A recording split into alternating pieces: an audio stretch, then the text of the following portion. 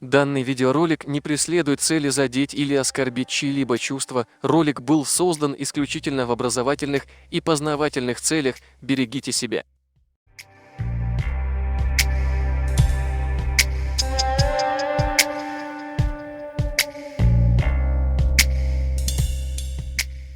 Когда появился канал «Мысли Ислама», все гадали, кто же по национальности его админ. Большинство думали чеченец. Сам админ этого канала наотрез отказывался отвечать на подобные рода вопросы до поры до времени. Как только установили его настоящую фамилию – Белокиев Ислам, этот же Ислам, который до этого все это скрывал, начал у себя в роликах писать фамилию Белокиев.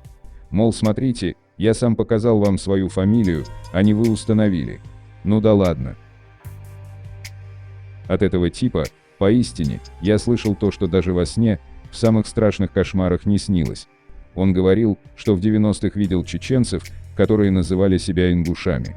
Чеченцы косили под ингушей. Вы можете представить абсурдность этих слов?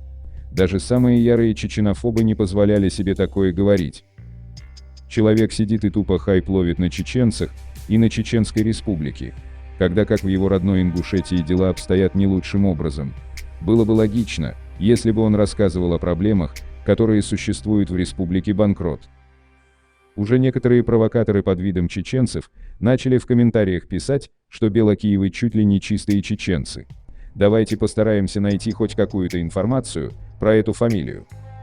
Для начала я начал искать людей с этой фамилией в социальных сетях, чтобы найти хоть одного чеченца Белокиева. Но все мои поиски были тщетны. Белокиевы в 99% случаев были представлены только из Республики Ингушетия. Потом я нашел один сайт, где можно узнать происхождение фамилий.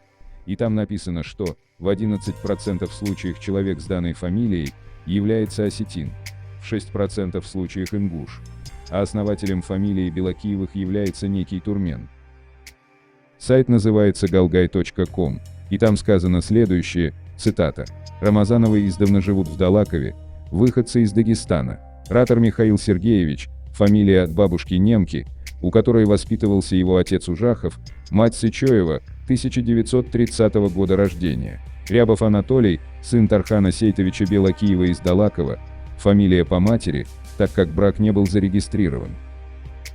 Как мы видим, большинство людей с такой фамилией являются ингуши. Про чеченцев, что у них есть такая фамилия, нигде и ничего не написано. Админу канала «Мысли Ислама» не стоило бы стесняться своей национальности и наконец-то начать говорить правду. А для тех, кто хочет поддержать нас, оформите спонсорство на наш канал. Взамен вам предлагается фирменный значок рядом с именем и некоторые эмодзи в виде национальных героев чеченского народа. Всем огромное спасибо за вашу помощь и поддержку. Пусть Всевышний вернет вам многократно.